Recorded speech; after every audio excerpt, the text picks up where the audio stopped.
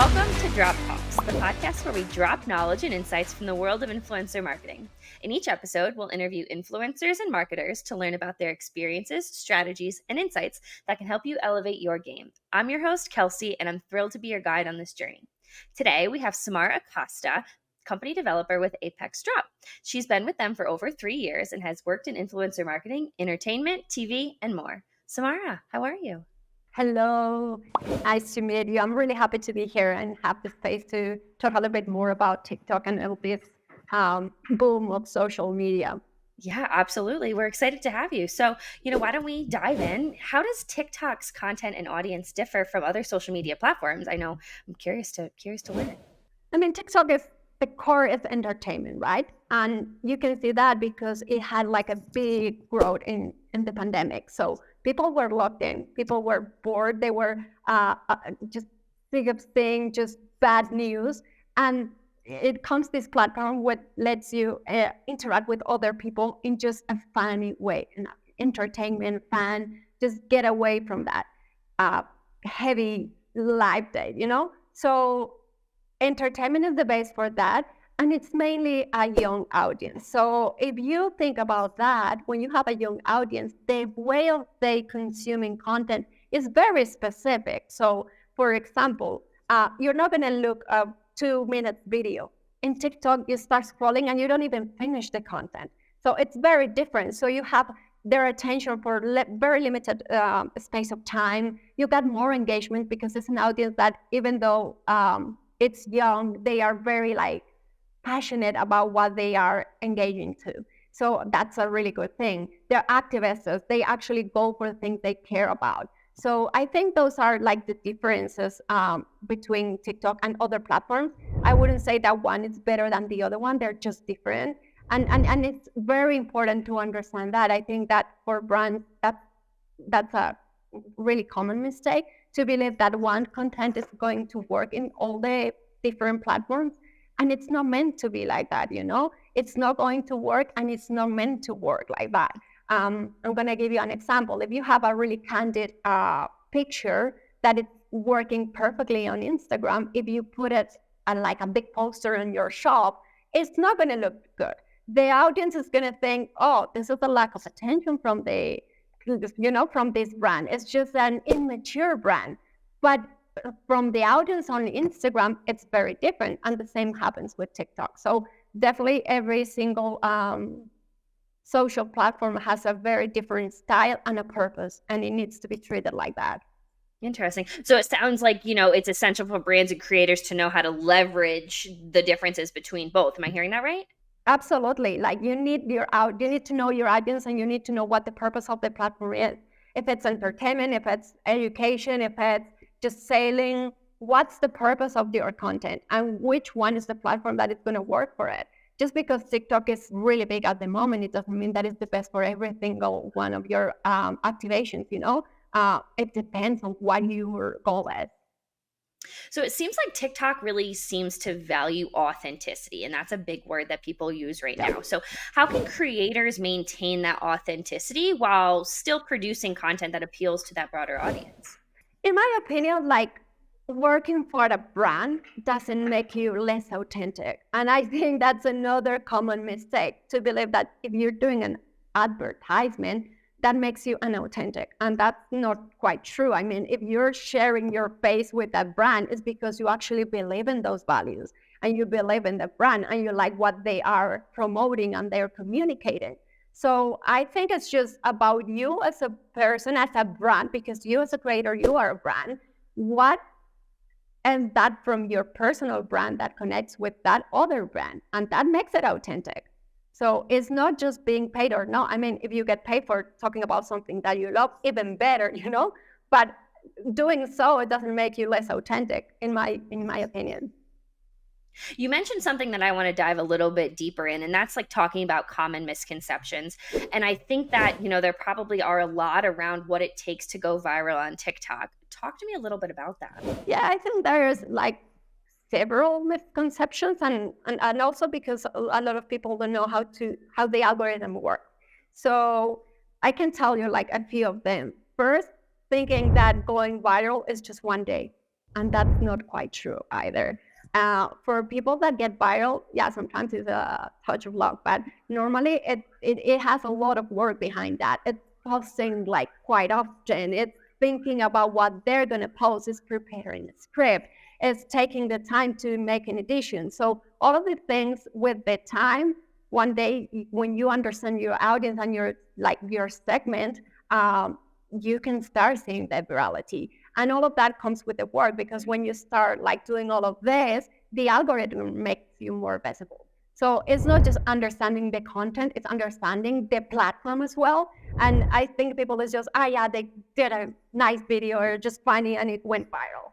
And it's not like that, not all the time. Another misconception is to think that just the videos that are dancing and with music, lip sync, are the ones that have great engagement, have great behavior in their network. And that's not true either. You have every kind of possible topic there, and it works, like educational or sales, kind of sales pitch, or just more informative or entertaining. And every single one of those topics have a specific segment to go through. So not just dancing and being funny is the ones that work for TikTok. Just to believe that it's just luck, as I told you before, that's not the case. You need to work hard if you want to be a creator that's successful in TikTok. Yeah. And to that point of putting in the work, I know that oftentimes people repurpose content from other platforms for TikTok. What are the pitfalls of repurposing that content? As we were saying, like every platform is different, right? So I like to think about this like Pinterest, Facebook, Instagram, Twitter. It's more about an I. Pinterest is what I like. Facebook is my friends. Instagram is my life. Twitter is my ideas. But when you talk with TikTok, you start talking about what we like, what we enjoy, what is, it's the collective kind of feeling. And that makes it different. And the engagement is very different for we were talking about before. So the audience is younger, less time in each time with each content. So I can give you an example. You can have in TikTok videos, right? And you click the little heart. You like it, you like it, you like it. But if you go to Instagram, you're going to have an engagement that is more, a deeper engagement, because you actually start commenting or you start asking questions. That's not TikTok. TikTok is a fast-moving platform. So I think that's one of the things that is like more important. And I think, and this may be strictly speculative, but TikTok, like you said, it needs to be leveraged in a different way other than social media platforms. So I'm curious, in your expertise, how can TikTok be used to, drive that engagement, whether it's website traffic, product sales, or increasing followers? Yeah, look, TikTok is great for visibility. You for sure are going to have like more eyeballs. So that, for instance, is winning for you. But it depends on you on creating a message that makes sense for that audience, or, to engage. So you need to be aware of the trends, reinvent yourself constantly, because that's what the market is demanding. You need to segment the messages that you're sending. It can't be the same all the time or the same style. You need to change, and you need to change at the same time that the platform is doing it. So in my opinion, TikTok is just a platform, but the key is the audience that is watching that platform. Knowing that audience, who you're speaking to, or how you are speaking to that audience, that's the key. TikTok is just one platform with some kind of behaviors, same as the other one. Yeah, interesting. Okay. And, on a lot of other platforms, people incorporate calls to action, as a way to, drive that traffic. What are some of the best practices for incorporating calls to action in TikTok videos? For TikTok videos, as we are talking, they're really fast, they're really short. One of the best practices is to finish strong. So if you put the call to action at the end of the video, it's just going to create a more immersive, shoppable-like experience. It creates a sense of urgency. So it's easier for you to remember. If you put it at the beginning, then you have a whole story that you're telling to your audience. At the end of it, they won't remember what to do. But if you are all, like doing it in the very moment and you're telling them at the end of the video, okay, visit this website, that's what they're going to do because they're like they're hot, they're just being told about that. And it's just taking advantage of the very moment. Being really descriptive with your captions, it helps a lot in terms of the algorithm. Because if you put like strategic words like that, like, I don't know, strawberry or recipe or things like that, then the algorithm makes it more visible for a bigger audience. So I think those things are very, very like key points that can help creators to get more visibility. Those are some really, that's great insight, and I appreciate you sharing that for the calls to action. And I'm curious, like, brought up a great point about the algorithm, and it's constantly changing, ever evolving. So how can brands and creators stay on top of that ever changing trend and challenges on TikTok? I think the short answer for that is the only way that you can keep up with TikTok is using TikTok.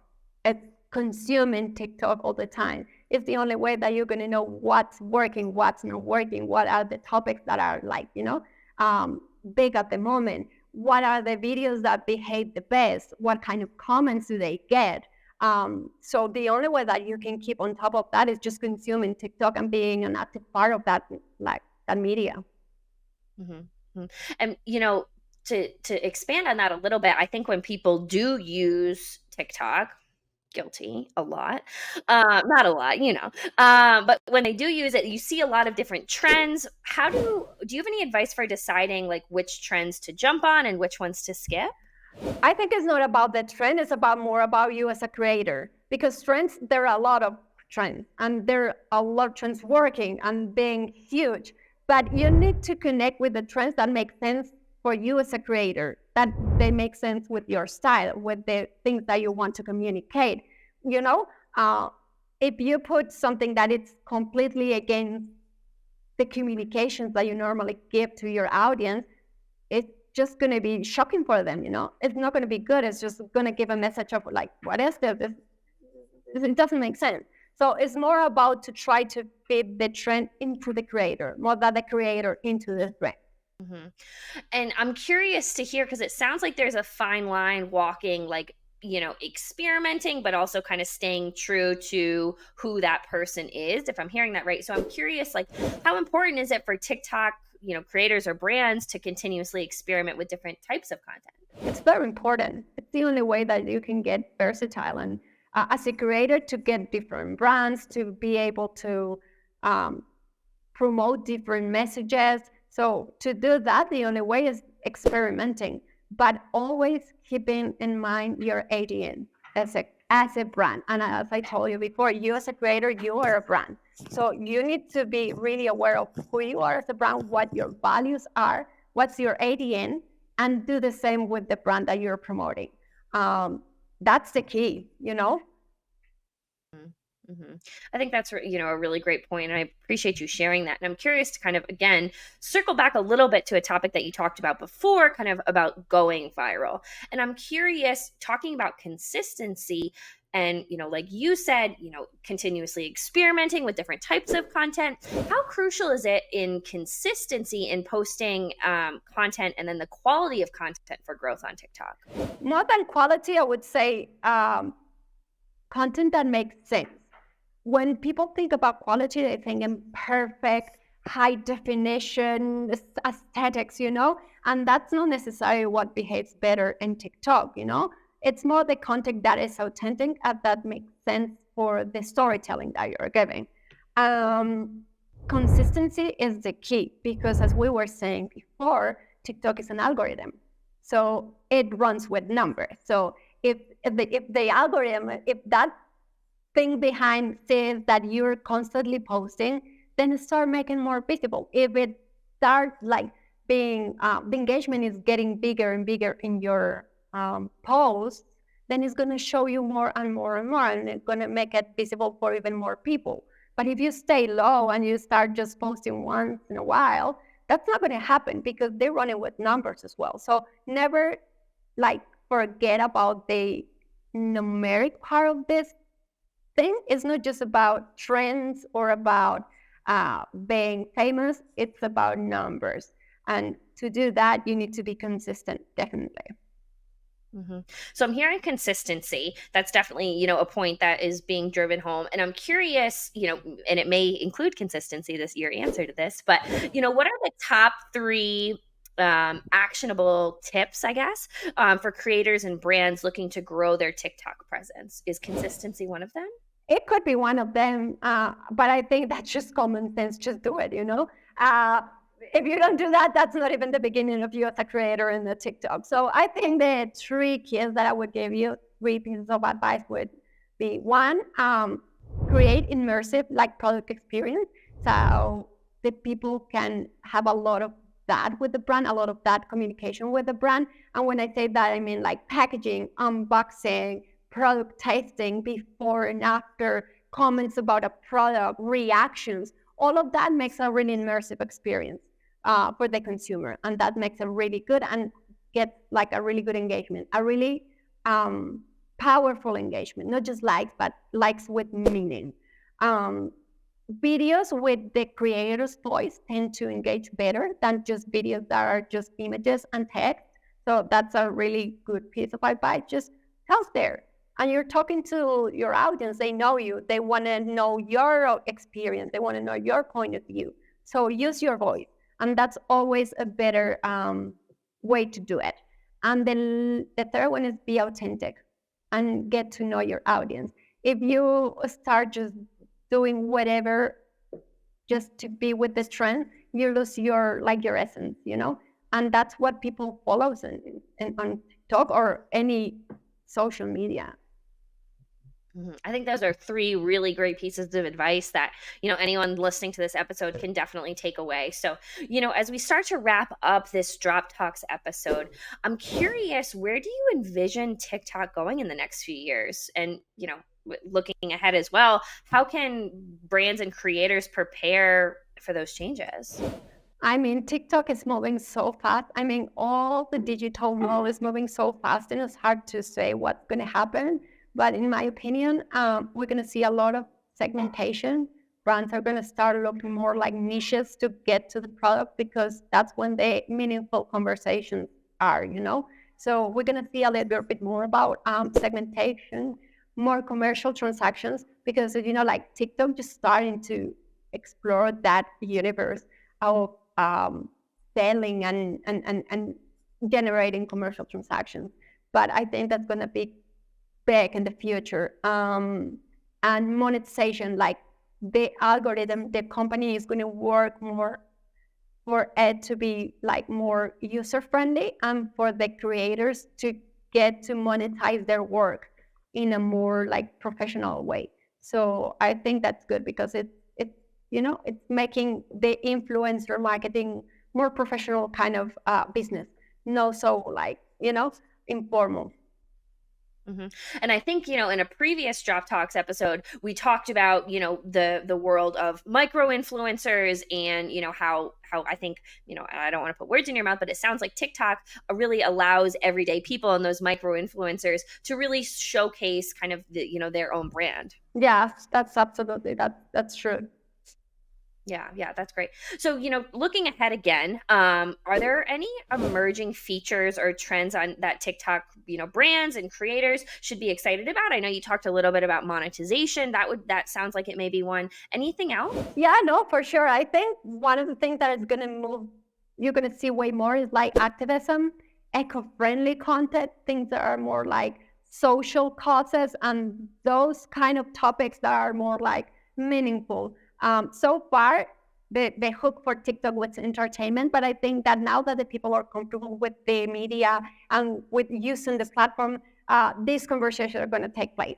And I think that's great. It's a way to evolve the very social media in a good way, not just talk about whatever, but things that matter. So I think that's going to be huge. And usability, for sure, the company is working to make that happen and to create conversations that are available for everyone. I think that's great. Great insight. And, Samara, as we start to wrap up this Drop Talks episode, kind of really talking about mastering TikTok, I'm curious, what's one piece of advice you would want to leave our listeners with that you wish every creator and brand knew about TikTok?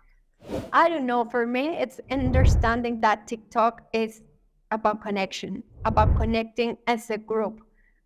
It's not just about what you want or what you like. It's more about what do we think about it as a collective. So understanding this group is the key.